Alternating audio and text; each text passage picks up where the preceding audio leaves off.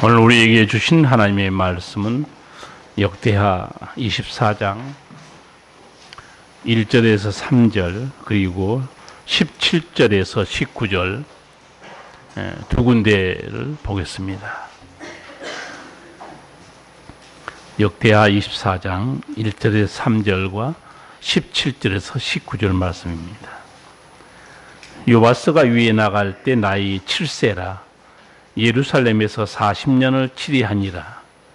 그 모친의 이름은 시비아라 브엘세바 사람이더라. 제사장 여호야다가 세상에 사는 모든 날에 요아스가 여호와 보시기에 정직히 행하였으며 여호야다가 왕으로 두 아내에게 장가 들게 하였더니 자녀를 낳았더라. 17절에서 19절입니다. 여호야다가 죽은 후에 유대 방백들이 와서 왕에게 절하매 왕이 그의 말을 듣고 그 열조의 하나님 여호와의 전을 버리고 아세라 목상과 우상을 섬긴 고로 이 죄로 인하여 진노가 유다와 예루살렘에 임하니라. 그러나 여호와께서 선지자를 저에게 보내사 다시 자기에게로 돌아오게 하려 하심에 선지자들이 저에게 경계하나 듣지 아니하니라. 아멘.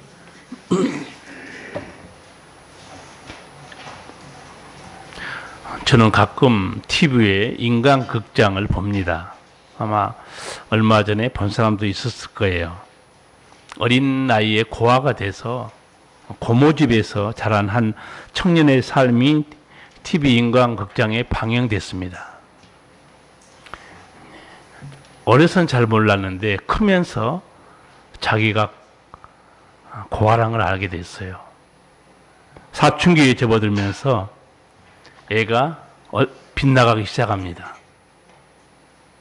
세상을 원망하고 자신을 원망했습니다. 그리고 나는 왜 아빠 엄마가 없는가? 혼자 우울해했어요. 그렇게 세월이 지나던 어느 날 청년이 되면서 이 고아가 갑자기 정신이 났어요. 이렇게 살면 안 되지. 나도 한번 잘 살아봐야 되겠다.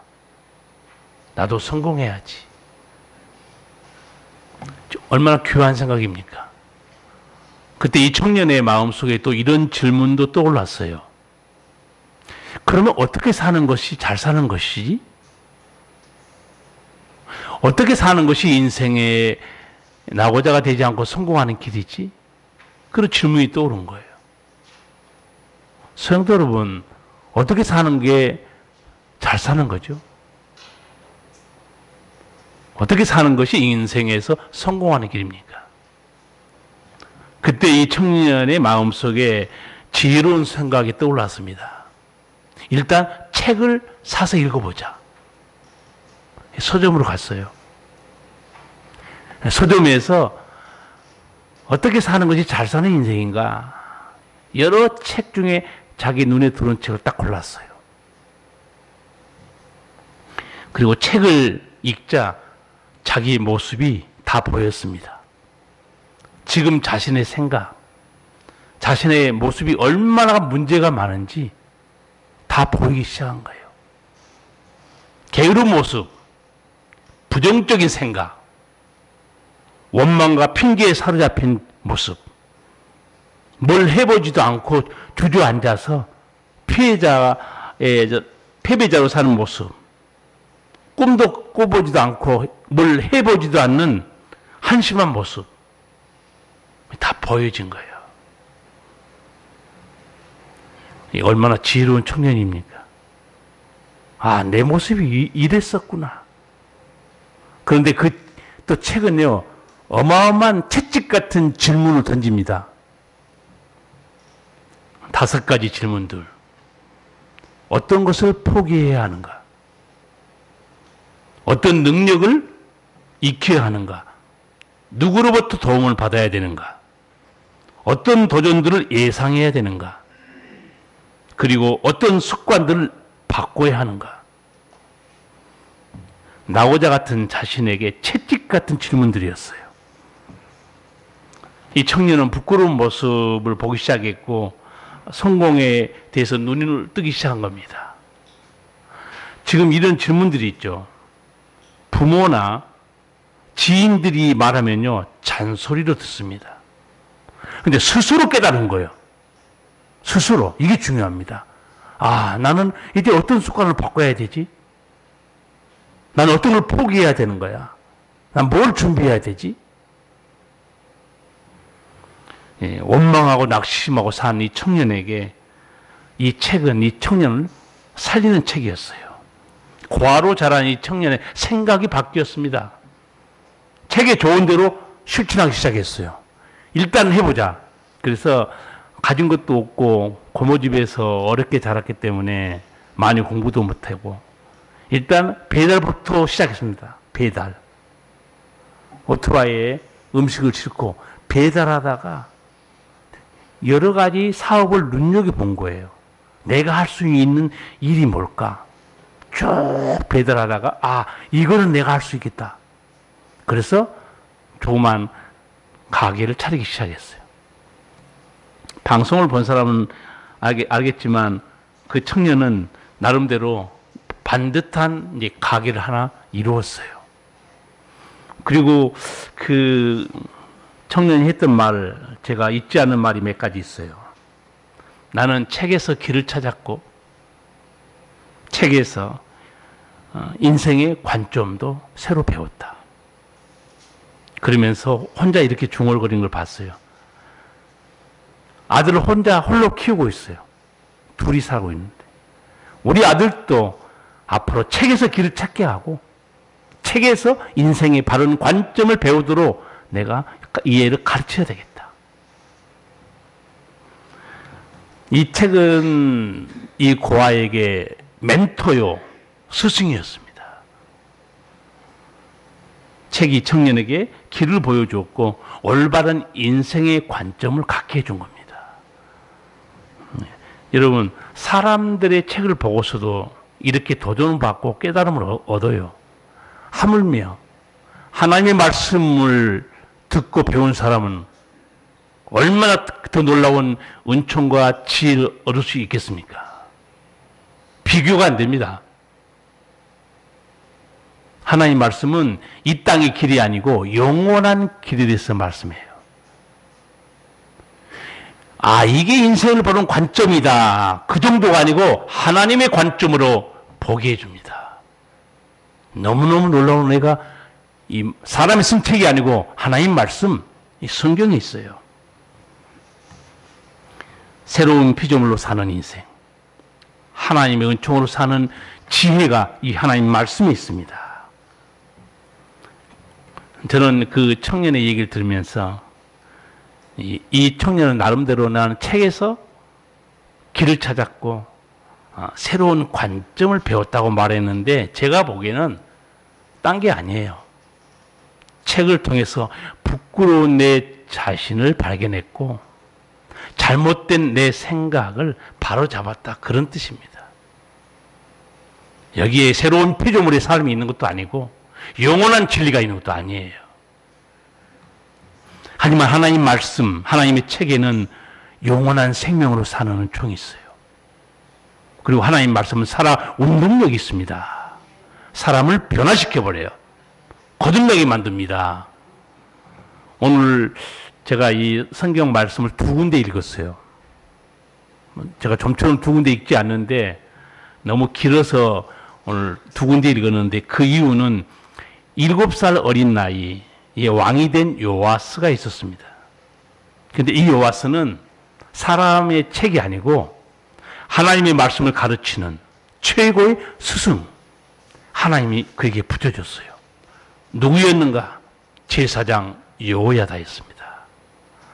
제사장이 하나님의 말씀을 이 어린 왕을 가르치고 복된 길로 이끌어준 겁니다. 우리 1, 2절 같이 한번 읽겠습니다. 요아스가 위에 나갈 때 나이 7세라 예루살렘에서 40년을 치리하니라. 그 모친의 이름은 시비아라 브엘세바 사람이더라. 제사장 요야다가 세상에 사는 모든 날에 요아스가 여호와 보시기 정직히 행하였으며. 아멘. 7살밖에 안 된 이 왕이 어떻게 통치를 하겠습니까? 그 어린 이 왕이 어떻게 하나님을 경외하는 법을 알겠습니까? 여러분, 제가 보기에 인생 사는 중에 큰 복 중에 하나가 만남의 복입니다. 만남의 복이에요. 이 어린 요아스에게 정말 만남의 복이 있습니다. 제사장 요야다를 하나님이 붙여준 거예요. 그래서 이 어린 요아스는 최고의 스승이자 멘토인 제사장 요야다의 가르침을 잘 받았어요. 2절 보시면 요아스가 여호와 보시기 정직히 행하였으며, 이 정직히 행했다는 말을 더 쉽게 풀어드리면 이런 뜻입니다. 여호와의 눈에 옳은 것을 행하였다, 그 말입니다. 여러분, 하나님의 눈에 옳은 대로 산 사람 어떻게 복을 안 받겠어요? 근데 어린아이가 이런 지혜가 없잖아요. 다 누구의 덕분이에요? 제사장 여호야다 때문입니다. 정직히 행했다. 이 정직이란 말은요, 쉽게 올바른 길, 좌우로 치우치지 않은 정로, 이 올바른 길, 종로로 제사장이 가르쳐 준 거예요. 그러면 올바른 길, 종로가 어디에 있겠어요? 그 가르침이. 율법에 있습니다. 제사장이 자기 상식으로 가르친 게 아니고 하나님 말씀으로 가르친 거예요. 그러니까 여호와서는 그 제사장이 가르쳐준 대로 하나님 말씀을 잘 따라간 겁니다. 왕이요, 이게 복받는 길입니다. 왕이요, 이거는 망하는 길입니다. 왕이요, 이건 위험한 길입니다. 이러면 하나님의 은총에서 끊어집니다. 하나씩 다 가르쳐줬을 거예요. 그리고 하나님의 법을 따라가는 사람, 하나님께 복을 안 받을 수가 없죠. 오늘 우리가 교동문 1번 읽었잖아요. 거기 시편 1편에 대한 말씀인데, 하나님 말씀을 따르는 자가 받는 복이 시편 1편에 있어요. 복 있는 사람은 악인의 길을 쫓지 아니하며 죄인의 길에 서지 아니하며 오만한 자의 자리에 앉지 아니하고 오직 여호와의 율법을 즐거워하여 그 율법을 주야로 묵상하는 자로다. 저는 시냇가에 심은 나무가 시절을 쫓아 과실을 맺으며 그 잎사귀가 마르지 아니함 같으니 그 행사가 다 형통하리로다. 아멘. 어린 요아스가 왜 형통하게 됐을까요? 누구 때문입니까? 제사장 여호야다요. 말씀을 너무 잘 들은 거예요. 근데 여러분, 우리가 읽은 2절 중에서 놓쳐서는 안 될 중요한 말씀이 하나 있어요. 2절 볼까요? 제사장 여호야다가 세상에 사는 모든 날에 요아스가 여호와 보시기에 정직히 행하였으며, 여기서 놓쳐서는 안 된 말이 하나 있죠. 무슨 말이 있습니다면, 제사장 여호야다가 세상에 사는 모든 날 동안 그랬다는 거예요. 뒤에 가보면 제사장이 딱 죽잖아요. 달라져 버립니다. 타락해요. 제사장이 사는 날 동안 정직히 행했다는 거예요.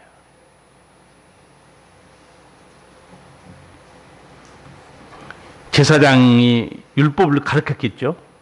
하나님의 율법이 뭡니까? 하나님의 율법이 함축되어 있는 게 십계명이에요. 여호야다 제사장이 어린 이 요아스에게 십계명도 가르쳤을 거예요. 하나님을 사랑하고 이웃을 사랑하는 것이다. 예수님이 풀어줬잖아요. 여러분, 이 율법에 대한 해설, 또 이스라엘 역사에 대한 해설이 신명기에 있습니다. 제가 반복해서 가끔 말씀드리지만, 출애굽기, 민수기에는 사건만 기록되어 있고 신명기에는 사건에 대한 해석들이 들어있습니다. 여러분도 고난당하고 어려움 당하고 훈련받을 때 해석을 하지 못하면요, 고통과 아픔밖에 없어요. 해석을 받아야 하나님의 뜻이 이거였구나. 승리할 수 있는 거예요. 모세가 신명기 5장에서 십계명을 다시 한번 풀어줍니다. 그리고 백성들에게 여러분이 이렇게 살아야 은혜를 받습니다 할 때 백성들이 전부 다 아멘 그래요. 이 모습을 딱 본 하나님이 한마디 합니다. 그게 신명기 5장 29절 말씀이에요. 그들이 항상 이 같은 마음을 품어 나를 경외하며 나의 모든 명령을 지켜서 그들과 그 자손이 영원히 복받기를 원하노라. 우리가 하나님 말씀 율법을 지키겠습니다 하니까 하나님께서 음성을 들려줘요. 그래 너희가 잘하는 것이다.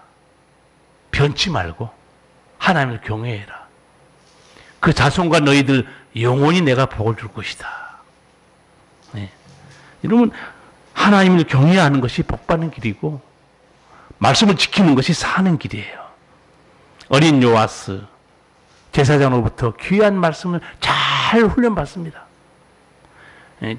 저는 이제 설교 준비하면서 제사장이 어떤 말씀까지 가르쳤을까 이런 말씀도 가르쳤을 것 같아요. 신명기 17장 보면 왕이 반드시 행할 그 의무가 있습니다. 세계 다른 나라 대통령은 이렇게 못할 거예요. 이스라엘 왕들은 이렇게 해라 하나님이 가르쳐준 왕들이 지켜야 될 수칙이 있어요. 아마 나는 제사장 여호와에다가 이 요아스가 비록 어린 아이나 마찬가지지만 왕이잖아요. 그러니까 왕이시여 하나님께서 왕이 지켜야 될 말씀들이 있습니다. 잘 새겨 들으십시오.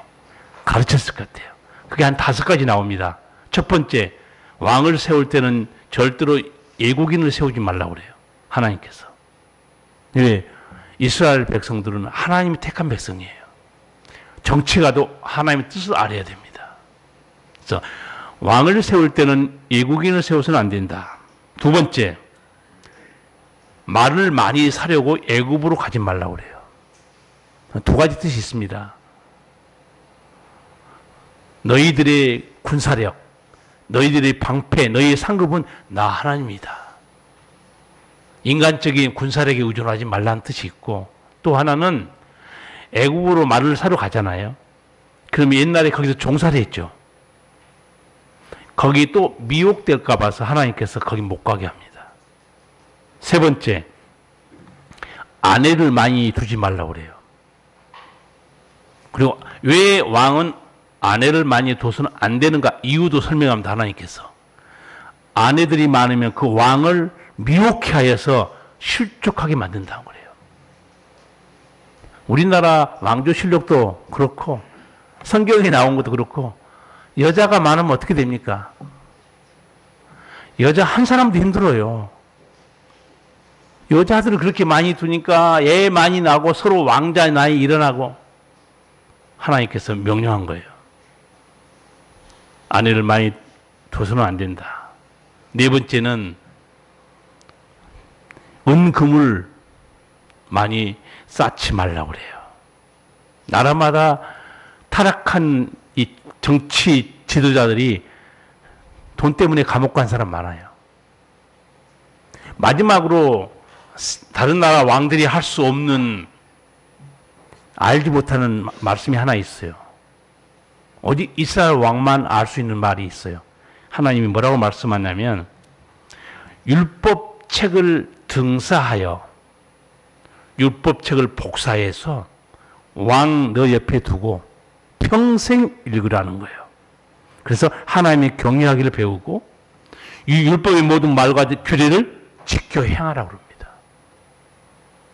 여러분 제사장 여호와에다가 나는 이 어린 요아스 왕에게 율법도 가르쳐주고 왕으로서 반드시 지켜야 될 수칙도 가르쳐줬다고 생각해요. 예. 여러분 하나님 말씀대로 살면 절대로 실족하지 않습니다. 제가 길어서 다 읽지 않았는데 역대하 24장 4절 이하를 보면 하나님 말씀을 양육받은 요아스가 하나님의 성전을 수리합니다. 이게 무슨 말씀이냐면 그 전에 있던 왕들이 성전을 완전히 개무시하고 산 거예요. 하나님 버린 거나 마찬가지예요. 요아스가 딱 보는 순간에 하나님 아버지를 섬기는 성전이 이렇게 망가져 있다니 깨끗이 수리합니다. 하나님 사랑하는 표예요. 그리고 14절 뒤에 보면 여호야다가 세상에 사는 모든 날에 여호와의 전에 항상 번제를 드렸더라. 여기도 중요한 말씀이 있어요. 제사장이 사는 날 동안이에요. 그럼 왜 이런 말이 반복된 줄 아세요? 제사장이 죽고 나자 그가 돌변했다는 걸 보여주는 겁니다. 제사장이 시킨 대로 잘 양육받았을 때는 하나님께 번제를 드린 거예요. 항상 무슨 말입니까? 지금 말하면 이 충실한 예배자입니다. 하나님 은혜에 감사하고 항상 하나님 사랑하고.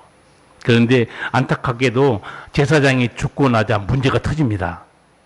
17절, 19절. 그래서 내가 아까 띄어서 한번 읽자고 그랬습니다. 같이 읽겠습니다. 여호야다가 죽은 후에 유다 방백들이 와서 왕에게 절하매 왕이 그의 말을 듣고 그 열조의 하나님 여호와의 전을 버리고 아세라 목상과 우상을 섬긴 고로 이 죄에 대하여 진노가 유다와 예루살렘에 임하니라. 그러나 여호와께서 선지자를 저에게 보내사 다시 자기에게로 돌아오게 하려 하심에 선지자들이 저에게 경계하나 듣지 아니하니라. 아멘. 참 이 놀라운 반전입니다. 제사장이 사는 동안에는 그렇게 말씀 잘 지키다가 제사장이 죽고 나니까 돌변합니다. 변질된 거예요. 여러분 신앙생활하다가 제발 변질되지 마시기 바랍니다. 처음 믿음 끝까지 가셔야 되고 처음 사랑 끝까지 가셔야 돼요. 돌변해요. 왜 이렇게 됐을까요? 제사장은 세상 떠났고 자기는 40년 동안 권좌에 있었어요. 하나님 은혜로 나라가 태평성대해요. 힘이 있습니다. 힘이 있게 되면 어떤 일이 벌어지는가? 자기 마음대로 휘둘립니다. 그게 죽는 길이에요. 자기 마음대로 휘둘려요. 유다 방백들이 와서 소삭거립니다. 불신앙의 참모들이에요. 하나님이 가장 가증히 여기는 게 뭡니까? 우상이죠. 아세라 목상 우상들을 섬기죠. 이제는 요아스가 하나님의 사람이 아니고 속된 말로 괴물이 된 겁니다. 괴물이 된 거예요. 23절 보면 말을 듣지 않은 요아스에게 무슨 일이 벌어지는가? 1주년 후에 아람 군대가 요아스를 치려하여 올라와서 유다와 예루살렘에 이르러 백성 중에서 그 모든 방백을 멸절하고 그 노력한 물건을 다메섹 왕에게로 보내니라. 여기 꼭 집어서 나온 단어가 있죠. 방백입니다. 방백들을 하나님 다 죽여버립니다. 이 방백들이 누구였습니까? 요시아 왕을 미혹해 하는 악한 신하들이었어요. 하나님이 딱 집어서 말합니다. 그 지도자들 다 죽여버립니다. 성도 여러분, 하나님을 떠나도 아무 일이 생기지 않는다? 대단한 착각이에요. 하나님을 떠나도 내게 아무 일이 생기지 않는다? 대단한 착각입니다. 내가 죄의 길에 걸어가도 내 삶에 아무 일이 일어나지 않는다? 무지한 사람이에요. 성도 여러분, 명심하시기 바랍니다. 내가 죄의 길에 가도 내 삶에 아무 일이 벌어지지 않는다고 착각하지 마세요. 요아스 왕이 지금까지 누구 때문에 태평성대의 은총을 누렸는가? 제사장 여호야다 때문이에요. 그런데 그 또 사는 날 동안 뒤에 읽어보시면요, 25절에 요아스가 어떻게 죽는 줄 아세요? 비참하게 자기 신하에 의해서 살해됩니다. 그리고 원래 왕들은 어디 묻힙니까? 왕들은 왕의 무덤에 묻힙니다. 그런데 백성들이 이 왕을 왕들의 무덤에 장례 치르지 않습니다. 요아스는 죽어서도 하나님께 백성들에게 버림받은 왕이 된 거예요. 시작이 얼마나 멋있습니까?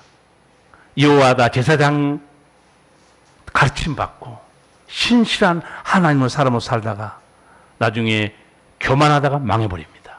변질되는 거예요. 요아스가 말년에 비참하게 무너진 이유가 뭔가? 교만 때문입니다. 여러분, 교만이라는 거 딴 거 없어요. 남의 말 안 듣는 거예요. 잘 나가자 불순종했습니다. 변질된 거예요. 나이가 들고 권자에 오래 있다 보니까 누구 말도 안 들어요. 인생이 비참하게 끝납니다. 성도 여러분, 우리가 아는 신앙의 비밀이 있습니다. 성도는요, 고난 때문에 절대 죽지 않습니다. 시련 때문에 망하지 않습니다. 성도는. 왜? 더 기도하고 더 하나님께 나갑니다. 반드시 하나님이 살려주시고 형통케 해줍니다.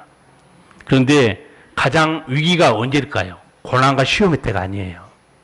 잘 나가게 해줄 때, 강성하게 해줄 때, 믿어지지 않게 하나님의 은총이 넘칠 때, 그때가 위기예요. 미국에 아브라함 카이퍼란 목사님 계시는데 그 영성에 대해 글을 많이 써요. 그분도 인간의 형통과 인간의 그 무너지는 것에 대해서 글을 썼는데 제가 한 구절 딱 잊지 못한 구절이 있어요. 이상하게도 인간의 형통은 하나님께 가까이 하게 만들지 않는다. 이상하게 인간의 형통은 하나님께 가까이 하게 만들지 않는다는 거예요. 그 목사님도 성경에서도 봤고 성도들의 모습도 발견했겠죠. 왜 그럴까? 하나님께서 우리를 형통케 하면 더욱 하나님을 사랑하고 더욱 주님 붙들고 주만 바라보고 나올 것 같은데 그렇지 않더라는 거예요. 인간의 형통이 하나님을 가까이 하게 만들지 않더라는 거예요. 하나님이 없이도 살 수 있다는 인간의 교만 때문에 그런 것 같아요. 이런 왕이 26장, 2장 지나가면 또 하나 나옵니다. 저는 이러는 걸 보고도, 아니, 자기 선대 왕에서 자기 할아버지가 어떻게 망했는지 알면서도 또 이런 전철을 밟아요. 그게 우시아 왕입니다. 역대하 26장 보면 우시아도 16살 어린 나이에 왕이 됐는데 또 하나님이 사람 붙여줍니다. 나는 보면 참 하나님께서 안전장치를 항상 이렇게 은혜로 주신 것 같아요. 그때는 누가 있었느냐? 하나님의 묵시를 밝히 아는 스가랴. 선지자인지 제사장인지 모르지만 하나님의 묵시를 밝히 아는 주의 종 스가랴를 하나님 붙여줍니다. 그래서 역대하 26장 5절 보면 하나님의 묵시를 밝히 아는 스가랴가 사는 날에 하나님을 구하였고 저가 여호와를 구할 동안에는 하나님이 형통케 하셨더라. 세 번역을 한번 읽어드릴게요. 그의 곁에는 하나님을 경외하도록 가르쳐주는 스가랴가 있었는데 스가랴가 살아있는 동안 우시아는 하나님의 뜻을 찾았다. 그가 주의 뜻을 찾는 동안은 하나님께서 그가 하는 일마다 잘되게 하여 주셨다. 하나님의 묵시, 무슨 말입니까? 하나님의 말씀을 말합니다. 성경을 깨뜨리고 있는, 율법을 깨뜨리고 있는 스가랴가 어린 우시아 왕에게 하나씩 하나씩 잘 가르쳐 준 거예요. 그러니까 여기도 단서가 붙어 있죠. 스가랴가 사는 날 동안에 스가랴 죽고 나서 또 뒤집어집니다. 정말 너무 안타까워요. 스가랴가 사는 날 동안에 이게 똑같이 나와요.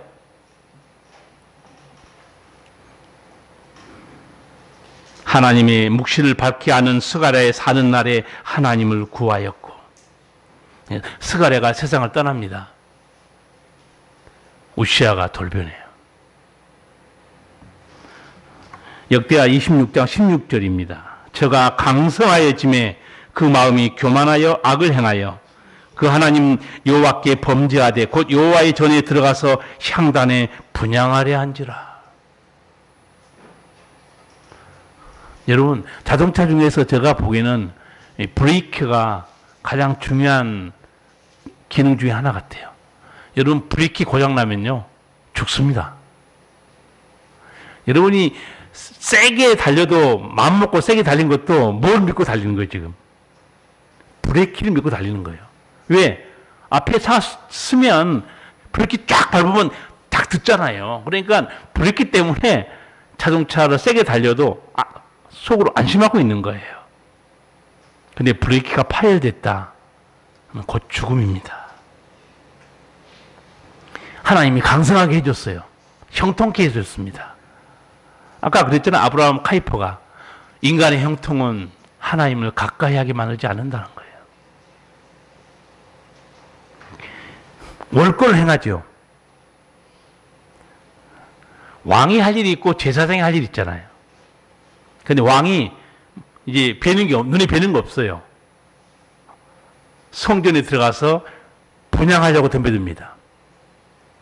자기가 다 하겠다는 거죠. 제사장이 만류하죠. 그게 왕이 할 바가 아닙니다. 여기가 사는 길이었어요. 이게 브레이크입니다. 그때 나왔으면 문둥병 안 걸렸어요. 왕이에요. 그 왕이 할 일이 아닙니다.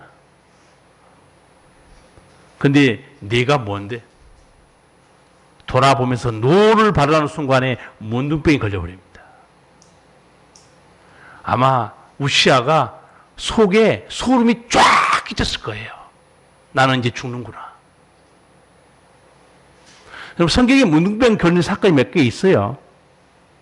모세 누이도 모세에 비방했다가 문둥병 걸리죠. 그렇지만 모세가 기도해서 곧 회복됐어요. 모세의 누이 미디암은. 근데 여기서는 하나님께서 이 우시아 왕을 용서하지 않습니다. 왜? 하나님의 권위에 도전했기 때문에. 문둥병 걸린 거 보고 제사장이 소리치죠. 저 왕을 성전에서 끌어내라고 그러죠. 이제 명령합니다. 왜냐하면 성전에 부정한 자가 들어갈 수 없잖아요. 하물며 문둥병자는 민간 지역에도 못 삽니다. 격리 수용해서 따로 살아야 돼요. 감히 부정한 자가 하나님 성전에 어떻게 들어갑니까? 당장에 끌어내라고 그래요. 결국은 끌려나갑니다. 아마 우시아가 속으로 나는 죽었구나 소름이 끼쳤을 거예요. 여러분, 다 사람이 망한 거는요 교만 때문에 망한 것 같아요. 변질돼서 망한 겁니다. 자기 자리를 지켜야지.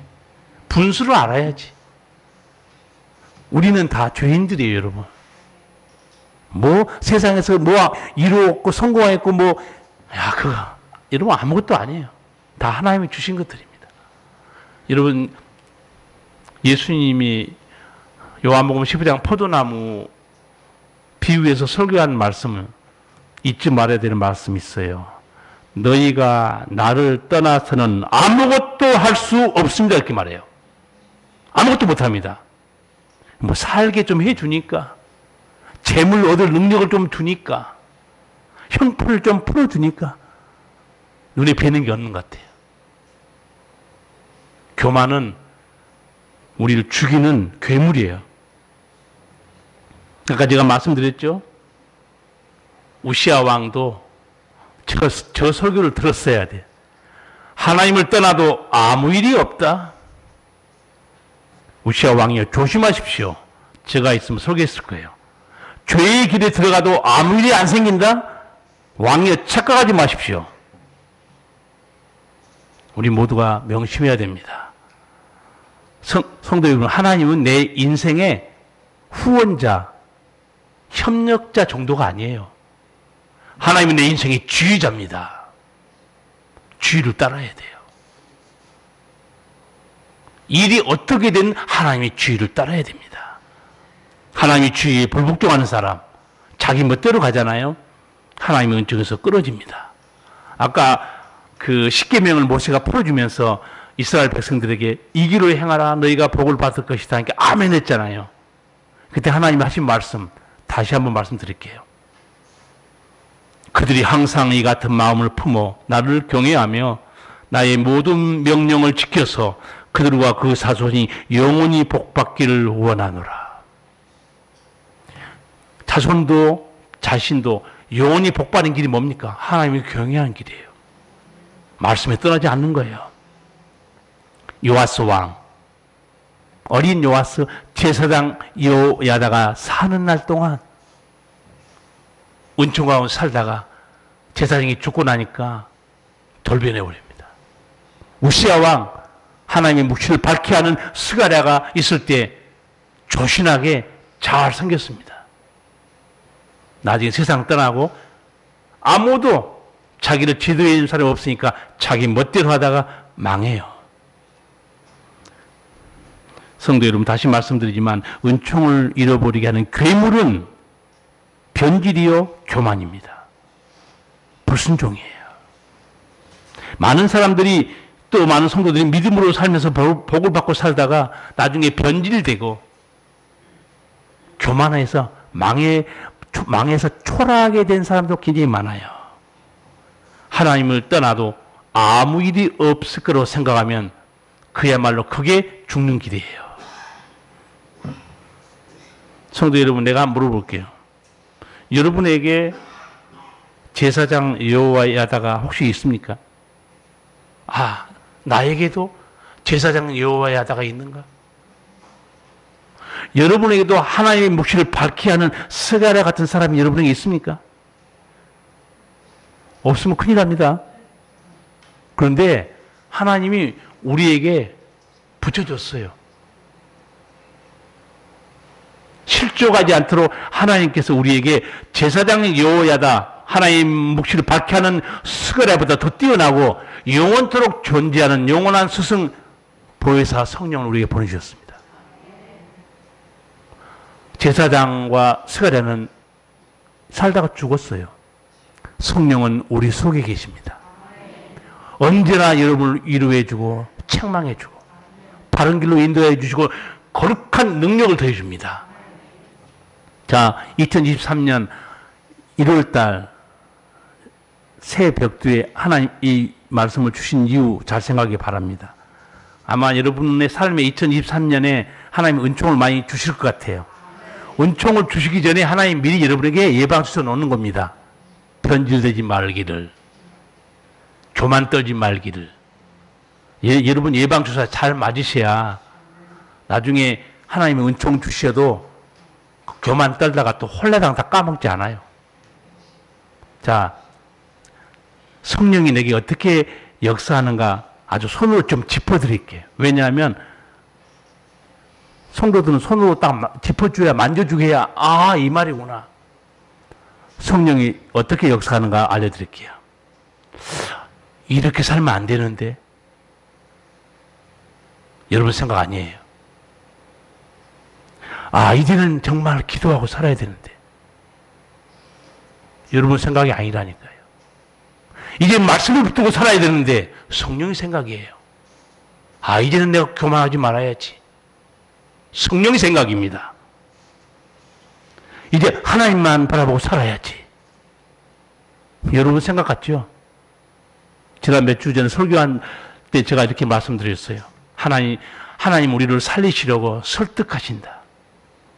성령께서 우리를 설득하고 계시다.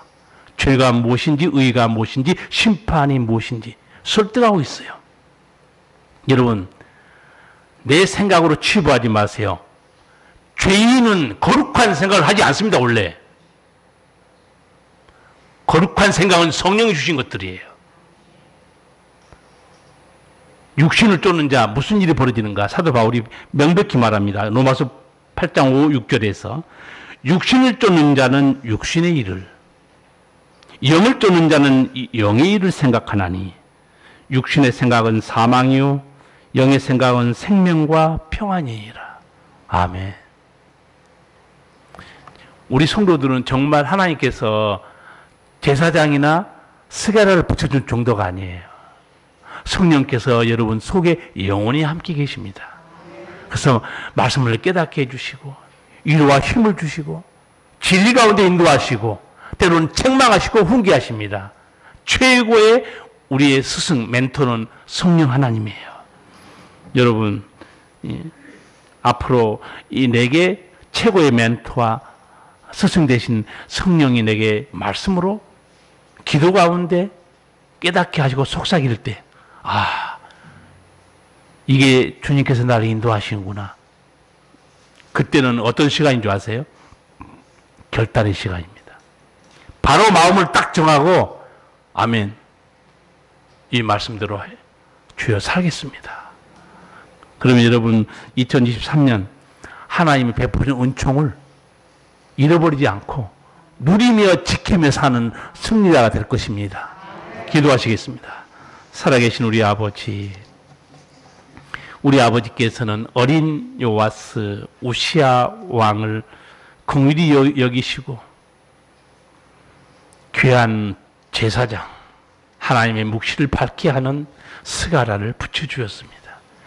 그들이 사는 날 동안에는 실족하지 않고 형통케 살다가 귀한 스승들이 세상을 떠난 후에는 자기 길로 행하다가 비참하게 말년을 맞고 하나님 은총에서 끊어진 걸 저희가 보았습니다. 우리 아버지께서는 우리를 사랑하사 영원토록 함께 계시는 보혜사 성령을 생명의 살아 운동력 있는 말씀을 우리에게 주사 실족하지 않고 의의 길로, 진리의 길로, 거룩한 길로 살아갈 수 있도록 보혜사 성령을 우리에게 보내주신 것 감사합니다. 말씀과 성령이 우리가 항상 민감하고 그 속삭이는 말씀을 들을 때 거룩한 결단을 하여서 은혜와 진리 가운데 복되게 살게 하여 주시옵소서. 예수님 이름으로 기도하옵나이다. 아멘.